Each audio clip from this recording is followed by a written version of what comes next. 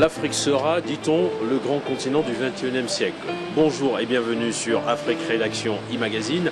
Nous sommes au Sénat. Derrière moi, vous voyez les bribes du jardin du Sénat. Tout à l'heure, nous aurons un petit déjeuner pour parler de l'Afrique, de la Méditerranée, dit-on. De nombreux rapports sortent aujourd'hui. On connaît le rapport du sénateur Bockel qui est intitulé L'Afrique est notre avenir. Et le Sénat lui-même fait une série de compilations sur l'avenir de l'Afrique et les rapports nouveaux que la France devrait avoir avec le continent africain quand on sait que les rapports sont déjà anciens, donc remasterisés, donc ces rapports-là. Vous avez d'énormes potentialités. Il faudra bien un jour quand même que vous soyez convaincus que ça va arriver.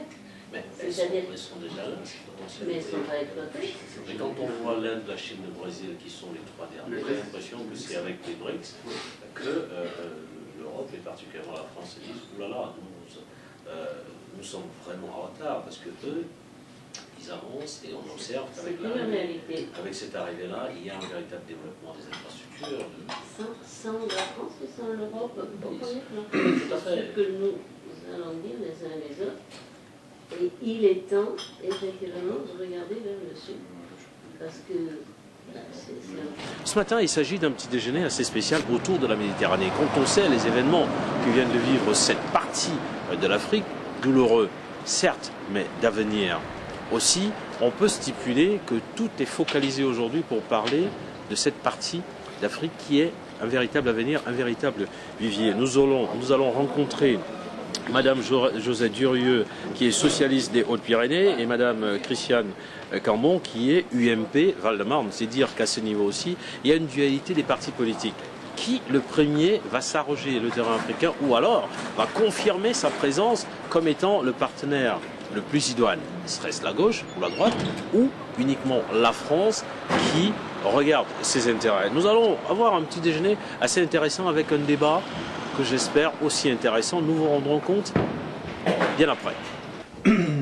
Appartenons tous les deux donc à la Commission des Affaires étrangères. Nous sommes vice-présidents tous les deux de cette commission. Et Josette appartenant au Parti Socialiste et moi à l'UMP, ce qui ne fait que renforcer le piquant de cette rencontre. Donc le président Carrère, président de la Commission des Affaires étrangères, nous a confié la mission de rédiger un rapport et donc de préparer un rapport sur les printemps arabes et la relation que la France et l'Europe peuvent avoir avec le Maghreb au sortir des printemps arabes, pour autant qu'on en soit sorti.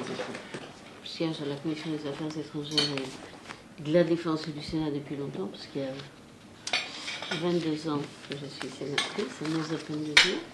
Mais simultanément, je siège au Conseil d'Europe depuis le même temps. Et j'occupe actuellement, je passe sur ce qui s'est passé avant, à la commission Moyen-Orient que je préside.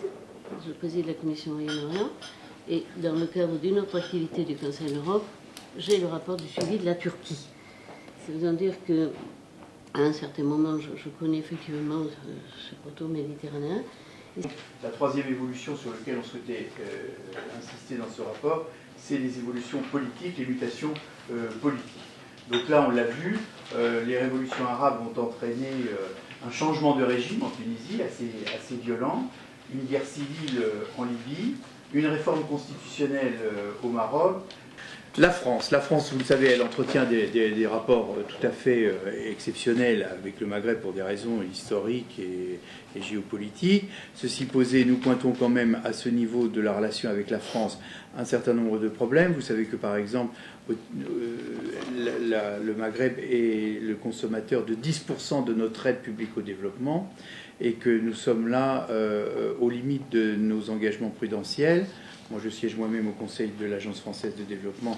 C'est une véritable problématique. La semaine dernière, des pistes ont été proposées justement pour desserrer cet étau, car là, globalement, on ne peut plus prêter plus ni au Maroc ni en Tunisie notamment. Et donc, il va falloir que nous regardions clairement comment soutenir l'action du Maroc sur le plan du développement, et c'est la Tunisie. L'Algérie est beaucoup plus compliquée, vous le savez.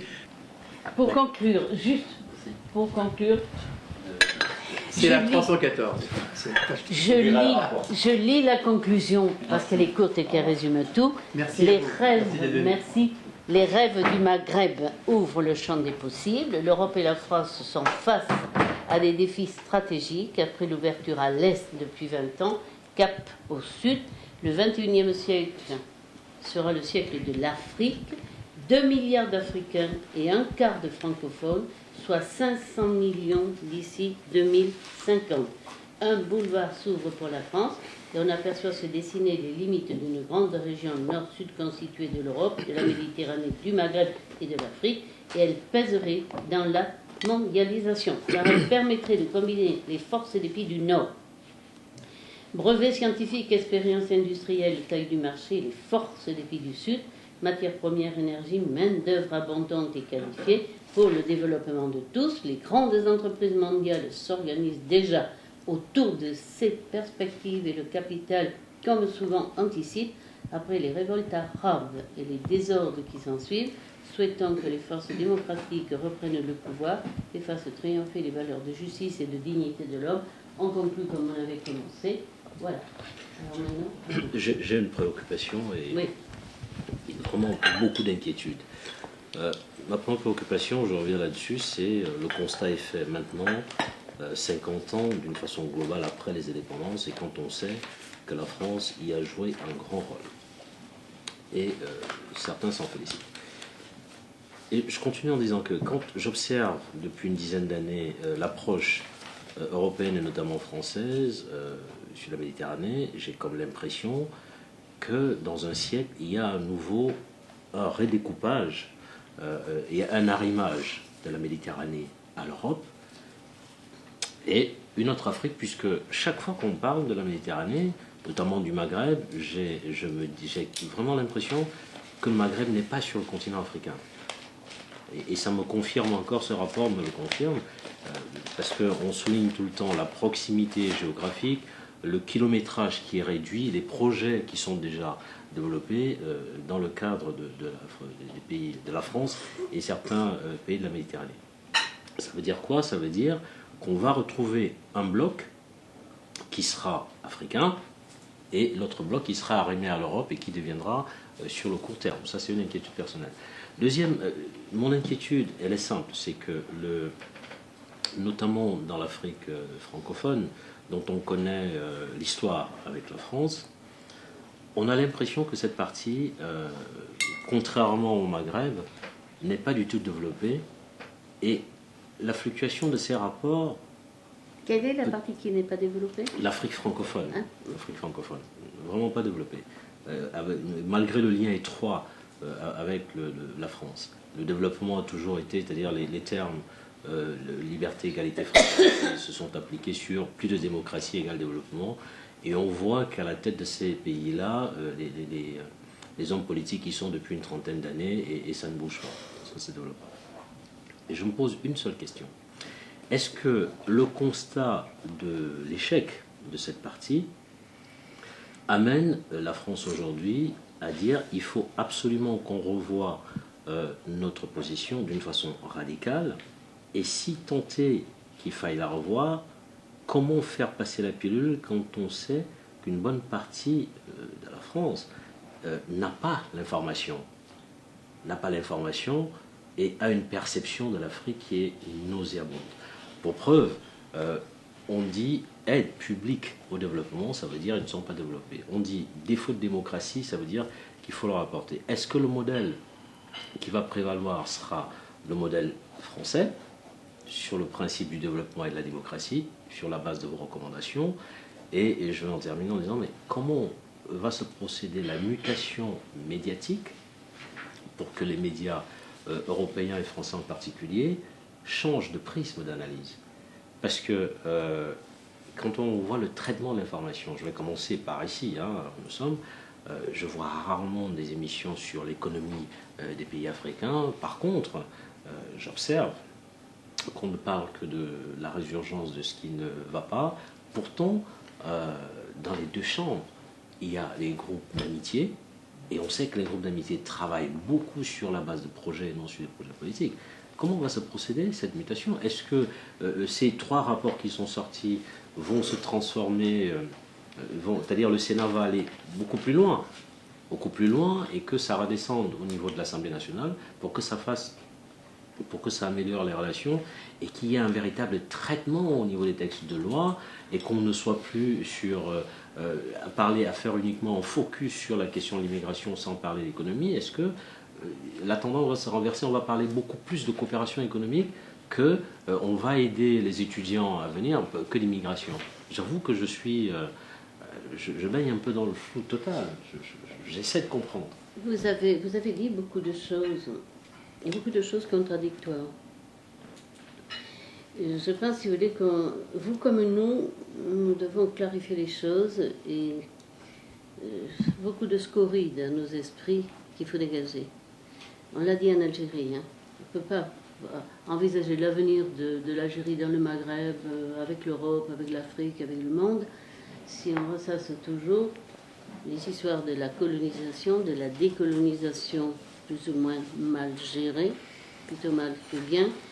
Par conséquent, le prisme déformant de l'histoire dont la page est tournée là. Comment? Tournez là, vous êtes jeune, on la tourne si vous êtes déjà dans sa tête, on la tourne dans son éducation, dans sa culture, et on la tourne dans sa volonté politique.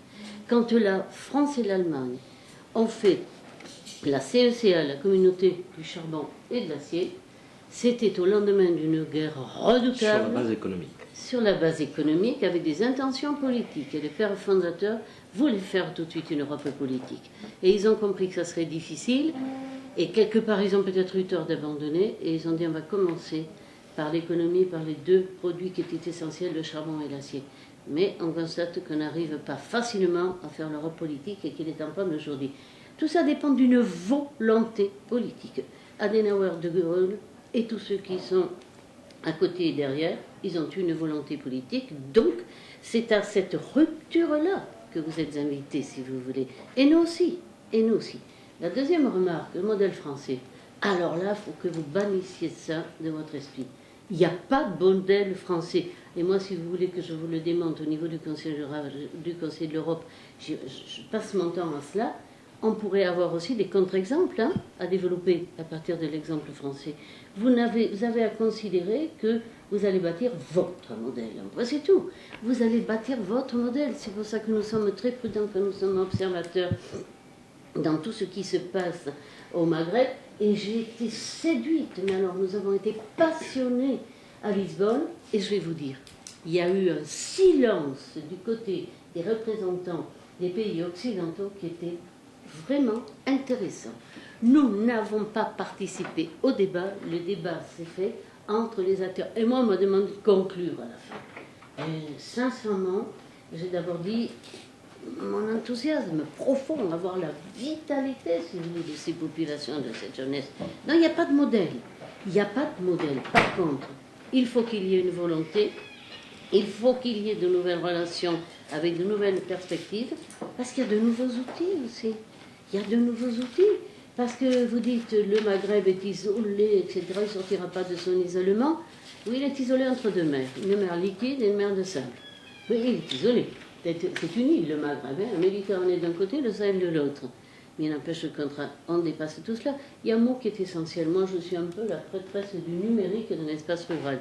Et puis depuis plus de 15 ans, moi, j'ai un dossier e-santé tout prêt que je porte en Inde, la semaine prochaine, mais qui est totalement adapté à ce qu'ils demandent. Parce qu'en Algérie, la chose étonnante, c'est qu'il y avait un écrasement, effectivement, de la vitalité de la société civile. Nous l'avons vu au travers de jeunes femmes universitaires, mais il y avait une vitalité économique, et nous l'avons vu au travers de 2 femmes porteurs de projets, justement d'avant-garde.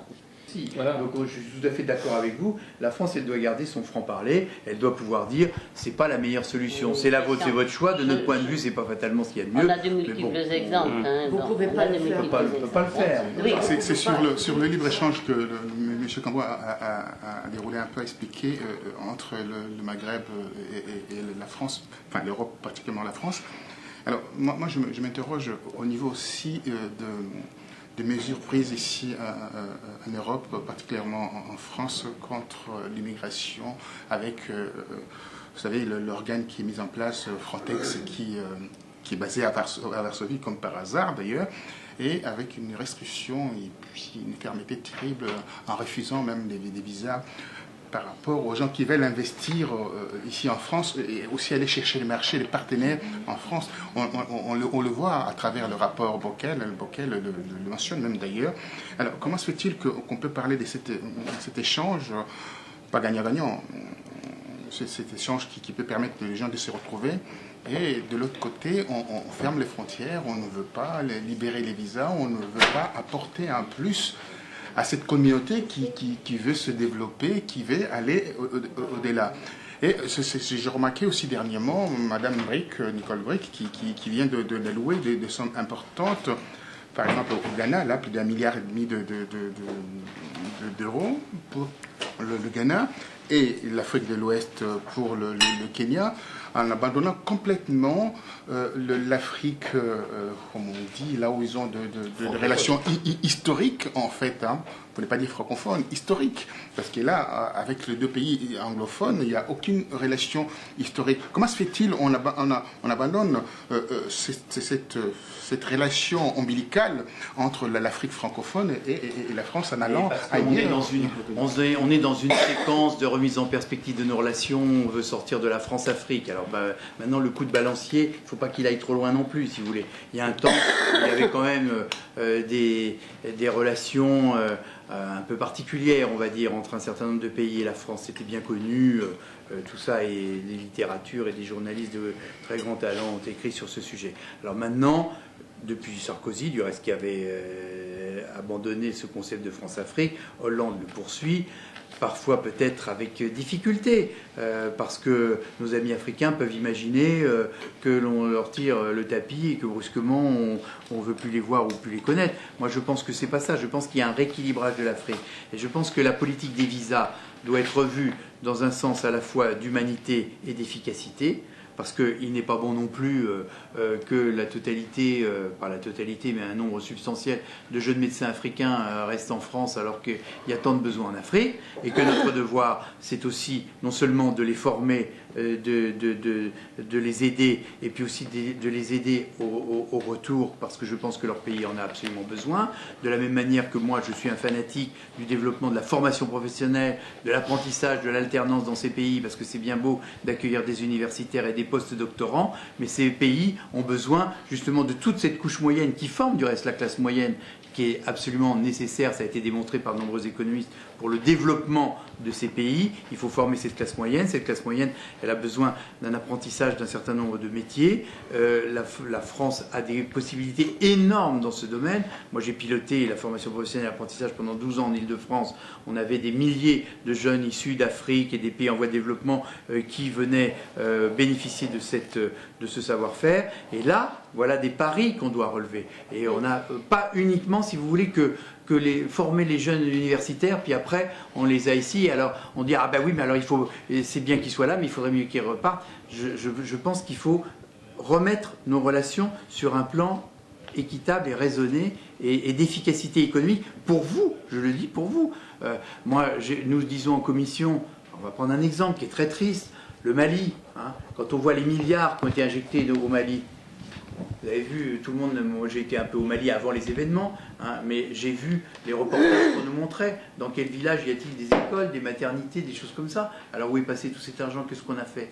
Alors si c'est ça le développement, moi je pense qu'il faut au contraire repenser tout ça, oui, et profiter de ces événements pour dire comment vous aider, comment l'Europe doit-elle vous aider efficacement. Moi j'aurais envie de vous dire de façon très directe et très franche que c'est un véritable positionnement politique, hein, que vous devez vous aussi envisager, peut-être revoir. Moi, je rentre d'Angola, je ne connais pas l'Afrique, hein, je ne connais pas bien l'Afrique, je suis allée un petit peu partout, mais je ne connais pas bien, je connais bien la Méditerranée, le Moyen-Orient, mais je ne connais pas bien l'Afrique. Je rentre d'Angola, j'étais en Namibie, enfin bref, et j'ai entendu une très forte demande de France, hein, de façon surprenante, et d'Europe. Première chose. j'étais assez surprise. Et j'aurais voulu corriger ce que vous avez dit tout à l'heure de la perception nauséabonde de la France. Non, n'ayez pas ça en tête, c'est pas juste, hein, c'est pas juste. Et c'est pas vrai. Deuxièmement, j'étais à Quito, en Équateur. J'étais à Quito, en Équateur, en janvier dernier, à une réunion de l'UIP, c'est-à-dire l'Union interparlementaire, tous les parlements du monde. Et j'ai observé notamment les votes africains sur différents sujets, la Syrie, etc., etc. Moi, j'ai envie de vous dire, politiquement, j'ai senti un alignement. Hein, Cuba, Corée du Nord, Nicaragua, Angola, Afrique du Sud, même positionnement. Non. Alors, c'est votre droit le plus strict. Mais en même temps, réfléchissez, hein, aussi. J'étais observatrice. Je me disais, oh là là. Bon, et puis, Afrique francophone ou Afrique anglophone, hein? Non. Donc, c'était clair. La troisième remarque, faites attention aux prédateurs. Nous sommes partis presque seuls en Libye, hein, et tout seuls au Mali. Mais nous ne sommes pas du tout les premiers investisseurs, hein? Mais non, en Libye. Alors, il y a ceux qui, effectivement, feront valoir les droits de l'homme, et puis ceux qui feront valoir les priorités économiques. Mais vous êtes dans un moment, un espace, une situation où vous avez à faire vos choix. Moi, je reviens toujours à la même chose. Hein. Votre avenir vous appartient. Bâtissez-le quand vous voudrez, avec qui vous voudrez. Nous, là, nous disons, pour l'Europe, que voulez-vous, nous sommes obligés de prendre acte. Que ça nous plaise ou que ça ne nous plaise pas, moi ça me plaît, hein, que nous sommes les partenaires de demain et que nous avons à nous organiser maintenant. On peut laisser rentrer les Chinois, hein, absolument, on peut. Hein, on peut considérer, si vous voulez, parce que c'est assez clair que politiquement aujourd'hui, il y a un certain nombre de choses qui sont en train de se mettre en place. Hein. Est-ce que, Madame la sénatrice, permettez-moi, il y a 3 jours, un fait grave, 3 ou 4 jours, un fait grave, c'est l'enlèvement d'un prêtre au Cameroun. Et dans le même temps, un fait heureux, une entreprise française gagne le marché de la construction du 2e pont sur le Vouri au littoral, à Douala, et la pose de la première pierre. Ce qui est surprenant, c'est que nos confrères français ont communiqué 24 heures sur 24 sur le fait de l'enlèvement, qui est un fait grave, que nous condamnons avec force et vigueur, mais pas sur le fait qu'une entreprise française avait un marché en milliards de francs CFA. Ça veut dire quoi? Ça veut dire création d'emplois et tout ce qui va avec. Je veux dire que ça nous a un peu surpris, je dis, les médias français, tous secteurs confondus. Et la question que nous nous sommes posée, c'est mais n'y a-t-il que ça? Pourquoi est-ce que... Vous êtes journaliste? Oui, tout à fait. Pourquoi est-ce qu'on train... C'est vrai. Non, mais moi je vais vous répondre, parce que nous on est politique. Oui. Je vous réponds tout de suite. Pourtant, il y avait des journalistes. Oui, je vous réponds tout de suite. Moi je suis politique, je suis sur le terrain. Si vous voulez, presse régionale, bon, la dépêche, hein, c'est moi, presque une presse nationale, avec un chef de presse qui est... Il n'y a pas que Dassault qui est ici, pour le Figaro. Il y a aussi Bailey, même à la Commission des Affaires étrangères. Je vais présenter la semaine prochaine un projet qui est vraiment avant-gardiste, oui, dans le domaine du numérique, que je vais présenter au plan numérique aussi, de leur pèlerin, etc. Et que je porte en Inde, que je porterai dans ces pays-là. Hein. L'idée m'est venue après. Je me dis, mais pourquoi je ne proposerais pas ça aussi? Mais alors, vraiment, hein, il est à la pointe de la technologie du numérique. C'est l'écho-radiologie numérique. C'est pas la radio, hein, c'est l'échographie numérique, etc. Avec un truc, vraiment, hein, je vais le faire. Qu'est-ce que c'est? Qu'est-ce que c'est? C'est un robot conçu par une entreprise française. C'est pas celui qui a été présenté à M. Hollande? Le petit robot à l'Élysée? Petit robot... Non, ça c'était un robot. Non, ça c'est au niveau médical. Et je fais le même travail au niveau sécurité. Hein, parce que moi je suis dans l'espace rural. L'Angola, le Congo, et mon canton de Saint-Laurent, Quel Congo? même combat. Hein. Hein? Le Grand Congo ou les petits? La France libre. La capitale de la France libre. Bon. Eh bien, dans la presse locale, c'est un truc qui peut avoir, si vous voulez, une répercussion mondiale. Hein? En termes d'efficacité, c'est assez fulgurant. Heureusement qu'il y a une Indienne qui s'intéresse, mais elle est à la tête d'un labo de 7500 salariés. J'aurais, vous verrez, je vous l'enverrai. J'aurais peut-être ça sur la presse locale. Et le type schizophrène qui, la semaine dernière, dans les Hautes-Pyrénées, a bouffé la langue et le cœur, il a eu la page entière au niveau régional, au niveau local, au niveau national, presque. C'est pareil. Au Sénat, 2 sénateurs de gauche comme de droite pour parler du développement de l'Afrique, de l'avenir de l'Afrique. De nombreux rapports sortent ces jours-ci, notamment au Sénat, 3 pour dire que l'Afrique est l'avenir, est notre avenir, l'avenir de la France. Merci à vous, les sénateurs, Christian Cambon et Josette Durieux. Ce rapport veut-il dire que la fameuse France-Afrique est enterrée? Écoutez, il ne faut rien enterrer, mais il faut surtout regarder l'avenir. Et à un certain moment, il faut garder de l'histoire de meilleur, mais il faut ne pas être encombré quand même d'un certain nombre de choses qui pourraient être inutiles. Je pense que l'Afrique est un continent, qu'effectivement le poids du passé est une réalité, mais il est un continent d'avenir. C'est votre tour. Il y a longtemps, peut-être, que l'on attend que l'Afrique émerge des difficultés qui sont les siennes, qui ont été les siennes et dont nous sommes responsables, à partir de maintenant, dont nous croyons que le moment est venu et que le 21e siècle peut être le siècle de la puissance africaine affirmée. Cela dépend de vous, plus que des autres. Vous êtes maintenant un somme d'État qui avait écrit, je crois, l'essentiel de ce qui constitue la solidité institutionnelle. Vous avez beaucoup de problèmes environnementaux, mais vous avez en main les éléments fondamentaux pour votre développement. Donc à partir de là, nous sommes réalistes et nous regardons dans la verticalité des choses le positionnement de l'Europe. L'Europe, elle jouxte la Méditerranée, sauf que longtemps, la Méditerranée n'a pas été le point d'intérêt essentiel de l'Europe du Nord et l'Europe du Centre, et que l'histoire nous a obligés à regarder vers l'Europe de l'Est.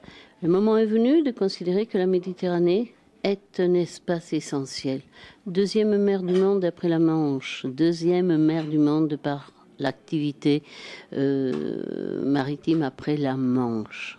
Alors quand on regarde, j'aimerais dire qu'on a toujours observé que les socialistes parlent des droits de l'homme et la droite parle des affaires. Pour la première fois, il y a une espèce d'unanimité depuis Nicolas Sarkozy qui a parlé de diplomatie économique, d'être offensif sur la diplomatie économique, et le président Hollande qui est un continuum un peu de cette diplomatie mais d'une façon beaucoup plus arrondie. Vous dites il faut arrêter les pratiques anciennes de la droite et que pour la première fois, l'ensemble des mains doivent être réunis pour conduire une nouvelle forme et dynamique politique? Écoutez, moi je suis un petit peu comme Josette Durieux et je dois dire que dans le rapport que nous signons, il n'est pas inintéressant de noter que c'est à la fois un représentant du Parti socialiste et un représentant de l'UMP qui sont quand même 2 partis de gouvernement qui assument les destinées de ce pays depuis quand même un certain nombre d'années. Or, nous posons un jugement identique. Nous ne sommes pas là pour juger ce qu'ont fait les générations précédentes, car il faudrait se remettre dans ce contexte et savoir d'où nous venons. Et c'était pas le sens du travail que nous faisions. Nous, ce que nous posons, c'est que le Maghreb est une partie intégrante de l'Afrique. Et c'est une partie qui est tout à fait originale et tout à fait intéressante pour nous, puisque je rappelle quand même qu'au-delà de la mer, c'est notre frontière sud, c'est notre rive sud. C'est le premier pays que nous rencontrons quand nous quittons le port de Marseille et que l'on va tout droit. Donc je pense que cette partie de l'Afrique méritait déjà notre attention et notre considération par cette proximité. En deuxième lieu, nous trouvons une partie de l'Afrique secouée par un certain nombre d'évolutions démographiques, économiques, politiques, les printemps, ce qu'on a appelé les printemps arabes. C'est riche de bouillonnement démocratique. Ça nous a surpris nous-mêmes. Nos ambassadeurs n'avaient rien signalé, personne n'avait rien vu. Or voilà que le peuple descend dans toutes les rues de tous ces États pour dire nous voulons nous aussi nous exprimer, partager le pouvoir de décision, nous voulons être respectés, nous voulons que nos économies aillent vers le développement. Eh bien, le message que nous donnons à travers ce rapport, c'est qu'il faut accompagner ce mouvement. C'est effectivement un défi, c'est une obligation. C'est un défi parce que de nombreuses difficultés se posent encore en travers du chemin, à savoir que, par exemple, l'Algérie et le Maroc, ce n'est pas une nouveauté pour personne, ne fonctionnent pas au même pas. Et il faut aider ces pays à mieux se comprendre et à mieux s'aider. Et c'est aussi une obligation parce que pour nous, c'est le jugement que nous portons aussi sur l'Europe. On voit bien que l'Europe est globalement en termes de civilisation, de développement, de croissance, dans la fin d'une phase, dans la fin d'une période, et qu'il faut trouver de nouveaux débouchés, de nouvelles espérances, et plutôt que de se regarder nous-mêmes en nous contemplant dans notre bien-être excessif de toutes sortes de choses, nous préférons être volontaristes, tendre le doigt vers et la main vers un continent qui à la fois est d'une richesse et d'un foisonnement extraordinaire, mais qui a aussi formidablement besoin de notre expérience, de notre savoir-faire, et que l'on établisse un partenariat d'égal à égal. Pour moi, la fin de la France-Afrique, c'est qu'un Africain, un Européen, se parlent d'égal à égal. Moi, je les ai vus à l'ONU, je les vois partout en Afrique, je leur parle d'égal à égal, et je pense que c'est ça, la véritable nature, et c'est peut-être ça, nos évolutions respectives, car il y a eu de la France-Afrique à gauche, il y a eu de la France-Afrique à droite, et puis maintenant, il y en a... Non, il y a la France-Afrique en commun. Ouais, non plus, il n'y a plus de... Justement, non. Il y a le respect entre l'Afrique, la France et l'Europe, mais aussi la volonté affirmée dans ce rapport que l'Europe joue tout son rôle, car l'Europe n'est pas encore au meilleur tempo vis-à-vis du développement et de la croissance de l'Afrique. Alors, vu que nous respectons beaucoup les femmes en Afrique et que les femmes sont le berceau de l'humanité, je vais terminer par vous. Si Michel Audiard écrivait le scénario de ce rapport, quel en serait l'intitulé ? Écoutez, je ne peux pas imaginer le titre que Michel Audiard pourrait mettre. Je ne vais pas reprendre des phrases... La Franc-Afrique, une affaire de gauche et de droite. Je ne vais pas redire que la femme est l'avenir de l'homme. D'autres l'ont dit, c'est pas Audiard. Mais je pense réellement que dans le respect, si vous voulez, de l'un et de l'autre, de l'homme et de la femme, je fais confiance à ces hommes et à ces femmes de ce berceau de l'humanité, parce que vous avez raison de le dire, vous êtes le berceau de l'humanité. Reprenez votre positionnement initial. Vous êtes à l'origine de quelque chose, soyez à l'origine. Je crois de la conquête, vraiment, de l'espace qui s'ouvre à vous, qui s'ouvre à votre continent. Et je crois que vous avez énormément d'atouts. Alors nous, qu'est-ce que nous faisons ? D'une façon réaliste, Christian Cambon vient de le dire, nous disons, que voulez-vous, nous sommes l'Europe. Et puis nous sommes un peu la France. Nous sommes parlementaires français. Nous faisons un travail pour la Commission des Affaires étrangères et de la Défense. Non, nous disons, l'Europe est là-haut. La Méditerranée, c'est notre mer, Mare Nostrum de tout le monde. Et le Maghreb, c'est la rive sud. Et si le Maghreb est la rive sud de la Méditerranée, nous avons un sentiment de proximité mal utilisé dans les temps modernes, si bien utilisé sous l'Antiquité, à réutiliser avec toute sa force. Et l'Afrique, l'Afrique, vous disiez tout à l'heure, le Maghreb est le hub de l'Afrique. D'accord, nous avons dit c'est la proue de l'Afrique. On a dit à un certain moment, ce pourrait être le dragon de l'Afrique. Bon, souhaitons que l'Afrique devienne le dragon de cette nouvelle grande région nord-sud qui se dessine, dont vous devez prendre conscience comme nous. C'est une contrainte heureuse qui nous aligne dans cet espace nord-sud, Europe, Méditerranée, Maghreb, Afrique. Vraiment, je nous souhaite un bel avenir. Merci mille fois, merci à vous. Autour de ce déjeuner copieux, nous sommes, nous, pas au Sénat. Gauche et droite unis pour la même cause, une Afrique développée. À très bientôt.